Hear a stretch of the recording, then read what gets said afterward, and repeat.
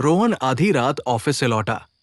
Building में पूरा सन्नाटा था, जैसे जगह जिंदा हो पर जागना नहीं चाहती। वो लिफ्ट के पास पहुंचा। Lift no 5।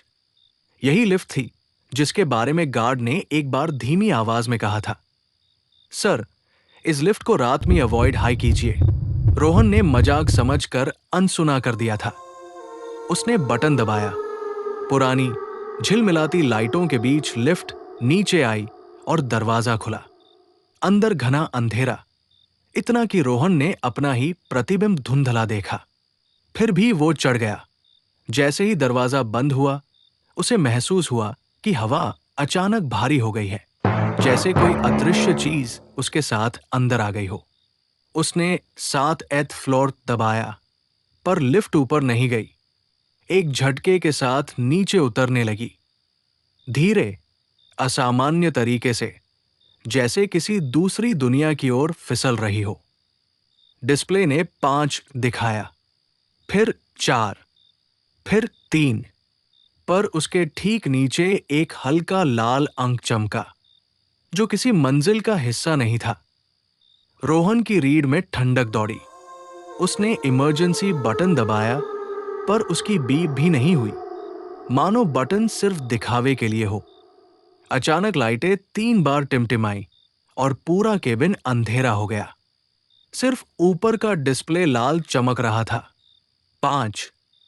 लेकिन उसके एजेस खरोंचे हुए लगे। अंधेरे में उसे पीछे से एक हल्की सी सांस सुनाई दी, बहुत धीमी, लेकिन इतनी करीब कि उसकी गर्दन के पीछे के बाल खड़े हो गए।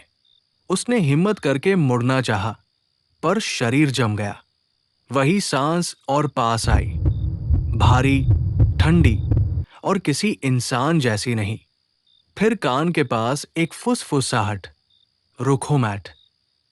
रोहन का दिल इतनी तेज धड़क रहा था कि अचानक किसी चीज ने उसके पैर को छुआ, लंबा, ठंडा, बालों जैसा।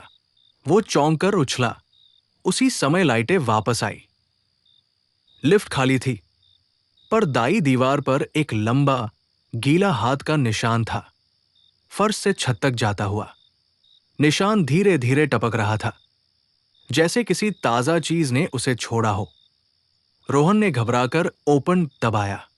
दरवाजा खुला, लेकिन सामने फेमिलियर कॉरिडोर नहीं था। दीवारें पुरानी, टूटी हुई, नमी से भरी। ऐसा लग रहा था जैसे ये जगह सालों से छोड़ी हुई हो। पीछे डिस्प्ले चमका, 5। फिर नीचे एक और अंक उभरा, 5-1, जैसे लिफ्ट उसे किसी छुपी मंजिल पर ले आई हो। अचानक कॉरिडोर की ट्यूबलाइट झटके से बुझ गई और आखिरी कोने में एक लंबी काली आकृति दिखी, बहुत पतली, रीढ़ टेढ़ी, सिर अजीब कोण पर झुका हुआ। वो धीरे धीरे रोहन की ओर बढ़ने लगी, लेकिन उसके कदमों की आवाज नहीं आ रही थी, बस रगड़ जैसी ध्वनि, जैसे कोई चारों हाथ पैरों से घिसटते हुए आ रहा हो। रोहन घबराकर पीछे हटते हुए लिफ्ट में आया। आकृति अब तेज होने लगी, लगभग रेंगते हुए, झटकेदार चाल से। उसने क्लोज बटन दबाया, पर दरवाजा आधा खुला ही अटका रहा। आकृति तेजी से सीधी हुई। उसका चेहरा रोशनी में आया, 2 काले गड्ढे जहां आंखें होनी चाहिए थी, और मुंह कान तक फटा हुआ, जैसे किसी ने चेहरा खींचकर फाड़ दिया हो। वो दरवाजे पर झपटी। लिफ्ट का डोर उसके चेहरे के सामने एक झटके से बंद हो गया। उसके नाखूनों की खरोंच धातु पर छप गई। लिफ्ट ऊपर भागने लगी, तेज, असंतुलित।